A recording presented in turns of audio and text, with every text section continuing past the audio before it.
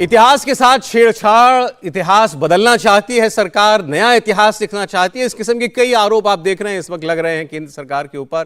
वो इसलिए क्योंकि एनसीईआरटी की कुछ किताबों में इतिहास नहीं बल्कि ये कहा जा रहा है तमाम विषयों की पुस्तकों में कुछ कांट-छांट की गई है। वजह जो आधिकारिक वजह बताई गई है कि एक एक्सपर्ट कमेटी बनाई गई थी जिसने कोरोना काल के बाद बच्चों के ऊपर कुछ बोझ कम हो करिकुलम का, सिलेबस का, हर विषय में कुछ कांट-छांट की गई। लेकिन इतिहास को लेकर के हमारे यहाँ बहस छिड़ जाती है अक्सर, तो इस बार भी छिड़ गई है। ब्रेक से पहले राकेश सिन्हा जी ने और बाकी मेहमानों अपने तर्क रखे। संजीव श्रीवास्तव जी के कुछ प्रश्न थे राकेश सिन्हा जी के लिए। जी राकेश जी, उन्होंने कहा तथ्यों के साथ तथ्य को छिपा करके क्या कीजिएगा? देखिए, मैंने पहले ही कहा कि इतिहास को एक बड़े फलक पर देखना चाहिए। ये किसी व्यक्ति, किसी विचारधारा का इतिहास नहीं होता है, ये राष्ट्र का इतिहास होता है। एक घटना का मैं जिक्र करता हूं जो आपके दर्शकों के लिए भी लाभकारी होगा और संजीव जी भी इसको सुनेंगे।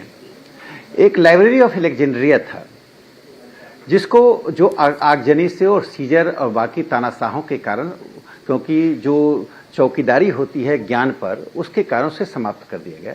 सभी विद्वानों का मानना है कि 2 से 7 लाख पुस्तकें थी। जो लाइब्रेरी 800 साल तक स्थापित हुआ, जिससे दुनिया भर के स्कॉलर आते थे, उसका नाम नालंदा विश्वविद्यालय है, जिसमें सभी लोगों का भी मत है कि हमारे पास 1 करोड़ पुस्तकें थी और 10 लाख तो सिर्फ मैन्युस्क्रिप्ट थे। उसे जला दिया गया। 8000 छात्रों और 2000 शिक्षकों की हत्या कर दी गई। 3 महीने तक वहां की पुस्तकालय जलती रही उस विश्वविद्यालय की। जब गूगल सर्च कीजिएगा तो कई बार मैं इसको उठाया हूं तो वो एक कुछ लाख मिलेगा, 7 लाख के करीब सर्च मिलेगा, और जो उसका सर्च कीजिएगा तो 14 करोड़ सर्च मिलेगा।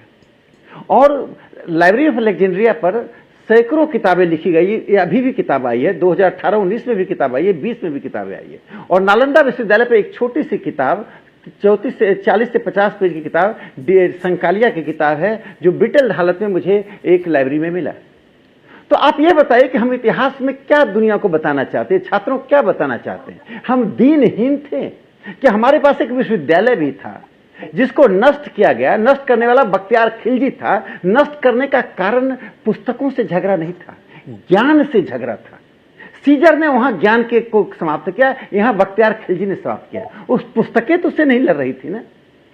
तो भारत के इतिहास को मैं तो एक बड़े फलक पर कर रहा हूं। क्या घटा, मैं एनसीईआरटी का प्रवक्ता नहीं हूं, एनसीईआरटी के प्रवक्ता बताएंगे क्या रखेंगे क्या नहीं रखेंगे। लेकिन भारत के इतिहास में जो बदलाव आ रहा है, उस बदलाव की बात में एक और बात, चोला वंश का शासन।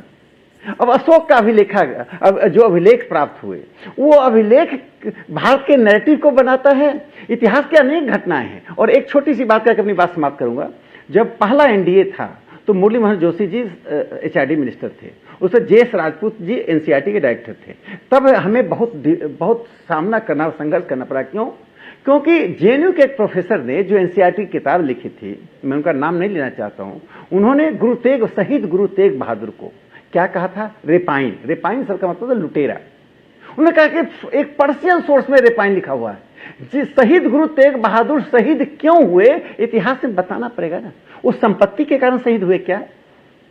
परिवार के डायनेस्टिक कारण शहीद हुए क्या?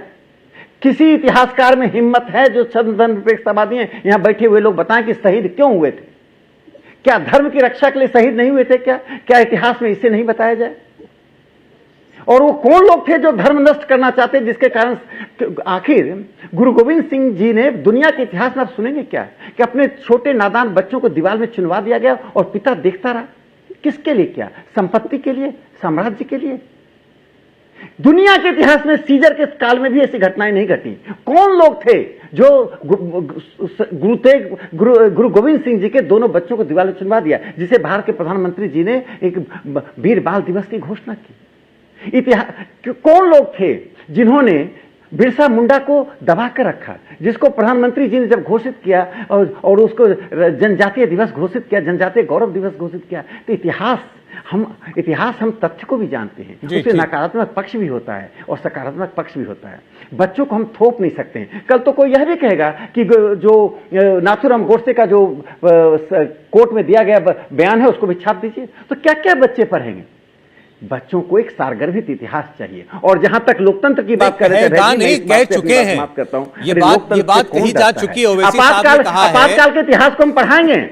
जी ओवैसी साहब ये कह चुके हैं कि अब वो वक्त आने वाला है जब बच्चों को ये पढ़ाया जाएगा मॉरल साइंस में कि नाथूराम गोडसे ने गांधी जी को क्यों मारा था।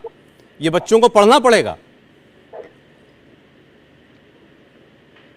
असल में क्या है, मैं बता दे रहा हूं। देखिए, ओवैसी साहब पहले इतनी बात बता दें, उनके ही परिवार के किसी व्यक्ति को जो एमआईएम पार्टी है, आखिर एमआईएम पार्टी के फाउंडर को 1965 में शास्त्री जी की सरकार ने जेल से क्यों पाकिस्तान जाने के लिए बाध्य किया? अगर छूटना है तो पाकिस्तान चले जाओ। चलिए ठीक, उसी की विरासत लेकर चल रहे। 17 सितंबर को हैदराबाद भारत में इंटीग्रेट हुआ था, वो 17 सितंबर को काला दिवस मनाते रहे। अब जाकर जब बहस 3-4 साल से टेलीविजन पर हो रहा है तो उन्होंने बंद किया।